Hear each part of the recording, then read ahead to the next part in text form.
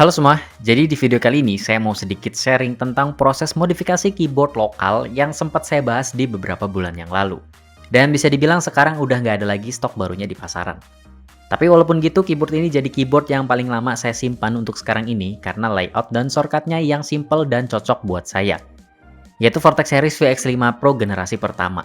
Kenapa saya bilang generasi pertama? Ya, kalau kalian tahu sekarang VX5 Pro emang udah di-refresh oleh Vortex Series dengan fitur dan tampilan yang baru menjadi VX5 Pro Metal Edition, yang udah sempat dibahas juga di channel ini. Dan sebenarnya dari jauh-jauh hari saya juga udah kepikiran mau buat VX5 Pro saya jadi Metal Edition juga. Karena memang project modding VX5 Pro ini harusnya selesai dan upload dari beberapa bulan yang lalu, tapi karena ada hal-hal yang harus didahulukan jadi baru selesai sekarang ini. Dan pastinya di video kali ini saya bakalan makeover VX5 Pro saya dengan tampilan yang cukup berbeda dari Metal Edition-nya Vortex Series. Jadi tanpa banyak basa-basi lagi, langsung aja kita mulai videonya. Yuk!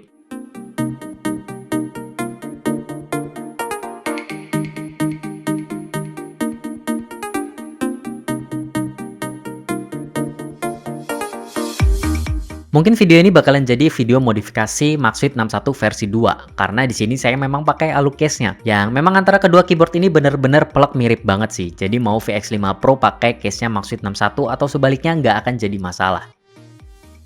Terus dengan harga kurang dari 700.000 juga, menurut saya packaging dari alu case-nya ini udah cukup premium dengan kelengkapan yang kita dapetin ada kartu ucapan, user manual, rubber fit dan baut-bautnya, platform dengan tebal 3,5 mm, case foam 1,4 mm, dan yang terakhir ada alu case-nya itu sendiri yang menurut saya finishingnya udah cukup oke sih.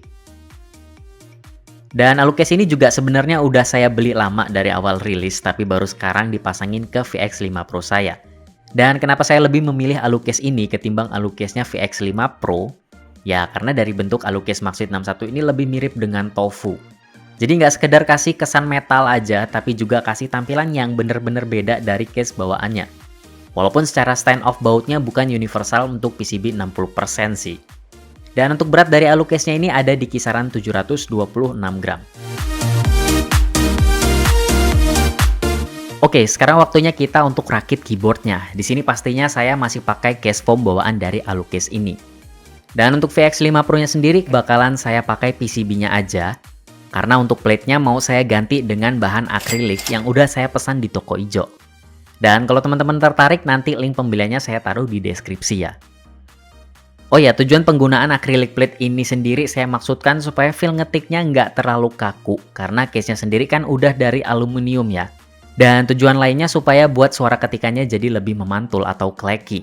Karena kebetulan di sini saya mau pakai Tixi Jadeite untuk switch-nya. Dan kalau ngomongin soal platform, berhubung bawaan dari alu case ini agak nggak pas sama case-nya, jadi saya mau coba ganti dulu ke platform bekas mod Maxswitch 61 waktu itu, yang tebalnya kurang lebih sekitar 1,3 mm. Untuk stabilizer, saya bakal gunain MKID X Lumia Plate Mount Stabilizer Ice Blue, karena colorway-nya yang cukup sesuai dengan tema yang mau saya terapin di modif keyboard kali ini. Dan step ini juga di bagian kaki-kakinya udah rata, jadi pastinya nggak perlu diklip lagi. Dan untuk modnya di sini saya cuma kasih Krytox GPL 205G0 di bagian stem dan Permatex di bagian wire-nya, tanpa menerapkan hole mod di stemnya.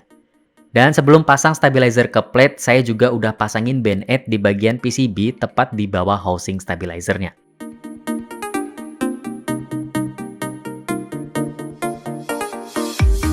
Untuk switch kayak yang udah saya sebutin sebelumnya, di sini saya pakai Tixi Jadeite dengan spesifikasi kurang lebih kayak gini. Switch ini bertipe linear dengan mounting PCB mount atau 5 pin. Dan untuk spring yang digunain sama Tixi Jadeite ini cukup berbeda ya dari switch konvensional kebanyakan. Karena di sini Tixi Jadeite pakai konfigurasi two-stage spring dengan top housing dan stem yang terbuat dari bahan UHM WPE. Ya kira-kira kayak gitulah namanya.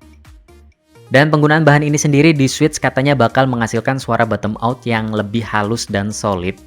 Terus yang saya lihat di beberapa typing test di YouTube juga, Tixi Jadeite ini bisa menghasilkan typing sound yang cukup clacky. Jadi ya saya penasaran aja gimana jadinya kalau switch ini dipasangkan ke alu case model tray mount dengan acrylic plate dan keycaps asap profile.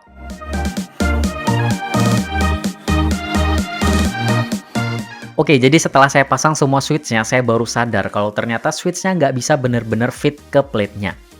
Karena lubang dari plate-nya sendiri cukup tight dan fleksibel, serta platform yang cuma di 1,3 mm aja, jadi buat posisi plate-nya kedorong ke bawah dan menyebabkan gap yang lumayan antara permukaan plate dan top housing switch-nya. Jadi di sini saya putusin pakai platform bawaan alu case-nya lagi, terus saya potongin di bagian pinggirnya sesuai dengan bentuk dari case-nya. Dan akhirnya bisa, walaupun sedikit agak ketebelan sih. Ya, lanjut. Untuk keycaps di sini saya memakai keycaps dengan asa profile yaitu aku black on white yang bakal melengkapi tema Jepangan dari modif keyboard kali ini. Dan keycap set ini juga sebelumnya udah pernah saya bahas ya di channel ini. Dan buat teman-teman yang penasaran bisa cek aja videonya di pojok kanan atas. Dan aku black on white ini juga bakal saya kombinasikan dengan aku black and cyan untuk bagian escape, spacebar, dan enter. Supaya colorway-nya terkesan soft ala-ala Shoko gitu.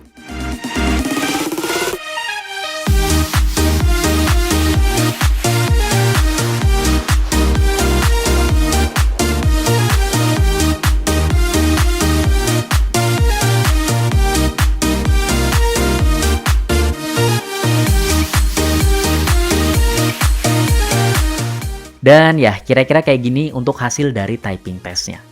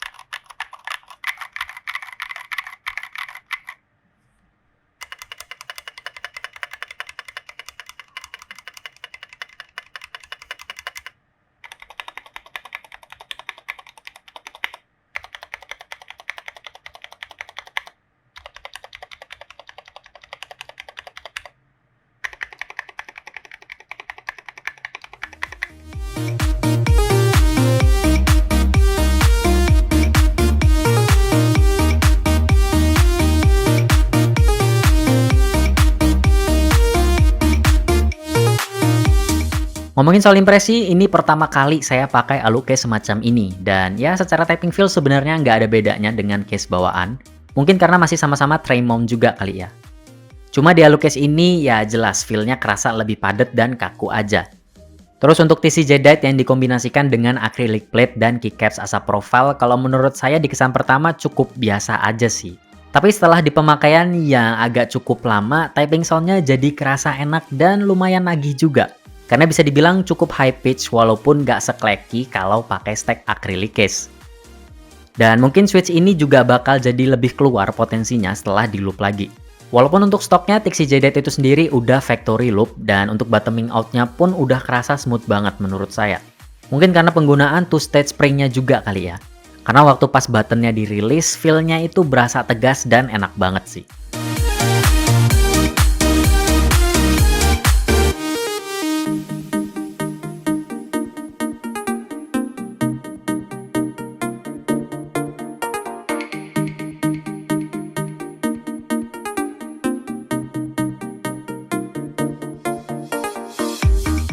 Oke, kayaknya segitu dulu untuk video kali ini dengan moddingan yang cukup simple karena cuma sekedar penggantian part aja.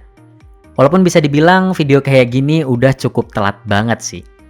Tapi ya semoga bisa jadi referensi buat teman-teman yang mau modif VX5 Pro atau mungkin Maxfit 61-nya. Dan kalau teman-teman juga punya pertanyaan, pendapat, atau saran, bisa kita diskusiin aja di kolom komentar ya.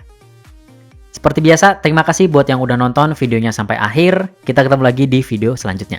Bye-bye.